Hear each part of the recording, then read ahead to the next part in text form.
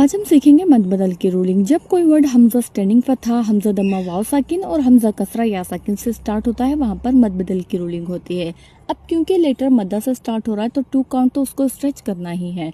और यहाँ पर हमने मद्दा का जो लेटर होता है यानी कि या साकिन और वाव साकिन, जैसे कि आप नीचे एग्जाम्पल में देख सकते हो, वाव साकिन और या साकिन, इसको हमने चेंज करना होता है हमजा से। तो ये वाव साकिन की जगह भी हमजा साकिन आ जाता है और या साकिन की जगह भी हमजा साकिन आ जाता है, जैसे ऊ तू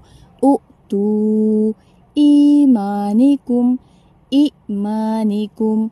आदमा अगर स्टैंडिंग फतहा है तो उसमें भी हम उसको स्टैंडिंग फतहा को फतहा में चेंज करके वहाँ पर एक और हमजा का एडिशन कर देते हैं, आदमा आदमा।